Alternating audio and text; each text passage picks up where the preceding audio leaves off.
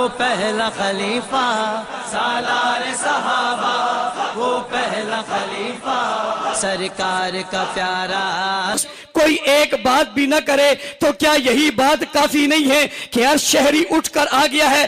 جس جماعت سے بھی اس کا تعلق ہے، ہر جماعت کے تعلق کو اپنی جگہ چھوڑ دیا، ہر ایک رشتے کو اپنی جگہ چھوڑ دیا، اور آج لوگوں نے برملا کہہ دیا مسئلہ جماعتوں کا نہیں ہے، مسئلہ نبی کی جماعت کا ہے۔ اور آج یہ ٹاٹے مارتا ہوا سمندر، عوام کے سروں کا سمندر کہہ رہا ہے ہم کل بھی صحابہ کے غلام تھے، ہم آج بھی صحابہ کے غلام ہیں۔ گستاخی کرنے والوں یاد رکھو، صحابہ کے غلام جانوں کے نذرانے دے دیں گے مگر صحابہ کی گستاخی برداشت نہیں کریں گے۔ اور اگلی بات، نعروں کا چونکہ وقت نہیں ہے اور آپ نے لگانے بھی نہیں ہے، میں آپ سے کہتا ہوں آپ بڑے پرامن طریقے سے آئیں اور آپ یہاں پہنچے، لیکن ابھی آپ نے ایک سفر اور کرنا ہے، آپ نے واپس بھی جانا ہے، آپ نے واپسی کا سفر بھی پرامن کرنا ہے۔ آپ نے رستے میں کسی قسم کی کوئی نعرے بازی نہیں کرنی، بڑی اسی ہمت اور امن کے ساتھ جو آپ آئے ایسے ہی آپ نے جانا ہے۔ حضرت اقدس ہمیں آئندہ کی پالیسی دیں گے۔ آج ہم نے ثابت کیا ہے، اکابرین نے ہمیں جو کہا ہم نے آج عمل کر کے بتایا۔ انہوں نے کہا پرچم نہیں ہونے چاہیے، ہم نے پرچم نہیں آنے دیے، نعرہ نہیں ہونا چاہیے، ہم نے نعرہ نہیں لگنے دیا، ہم نے ثابت کیا ہم اکابر کے بزرگوں کے خادم ہیں، اور یہ آج کے لیے نہیں ہے، آئندہ بھی انشاءاللہ یہ عزم رہے گا اور اسی طرح چلتے رہیں گے۔ دوسری بات، حضرات بزرگوں نے اور اکابر کے وہ بیانات اور وہ پیغامات آپ نے سن لیے۔ شیخ الاسلام حضرت مولانا تقی صاحب کا آپ نے پیغام سنا، دیگر بزرگوں کے پیغام آپ تک پہنچے، قائد وفاق المدارس قاری حنیف جلندری صاحب کا پیغام ہم تک پہنچا۔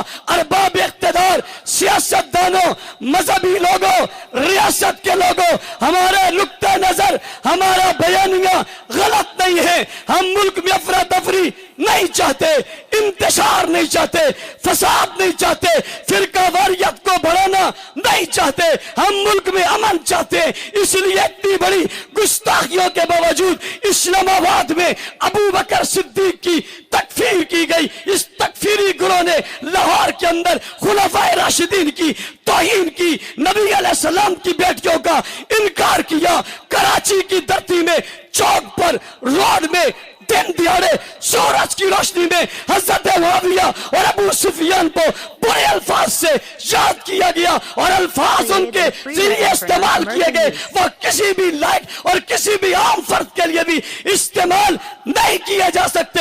سوال یہ پیدا ہوتا ہے، محرم کا مہینہ گزرا، ربیع الاول کا مہینہ گزرا، ہماری 35 سالہ تاریخ گزری ہے، کوئی ایک دن بتاؤ جس میں ہمارے اسٹیج میں سے کسی نہ کسی بزرگ کی، کسی ولی کی، کسی کتب کی، کسی ابدال کی گستاخی کی ہو۔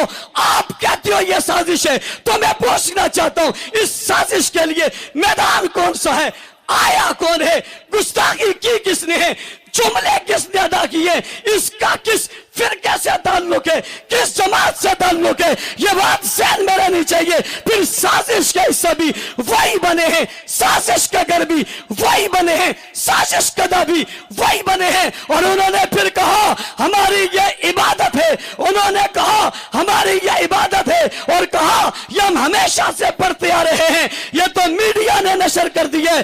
اس کا مطلب ہے جو چیزیں چلی آ رہی ہے انہیں رکنا چاہیے۔ ہمارا مطالبہ دہشت گردی پر مبنی نہیں ہے۔ شیخ الاسلام کے اس بیانیے کے مطابق میں کہنا چاہوں گا ان خنجر بردار جلوسوں کو جن میں توہین ہوتی ہے یہ بند ہونے چاہیے، نہیں ہونے چاہیے۔ یہ آواز صرف میری نہیں ہے، پہلے سنت مکاتب فکر بریلوی اہل حدیث سمیت تمام اس پر متفق ہیں۔ ان گستاخوں میں، جن جلوسوں میں جو گستاخی ہوئی اسے رکنا چاہیے، ستیہ کرنا چاہیے۔ ہماری یہ ابتدا تھی، آغاز تھا، ہم یہاں جمع ہوئے، قائدین محترم، مشائخ اعظام، علماء کرام، اشارہ آپ کا کام ہوگا، آپ کے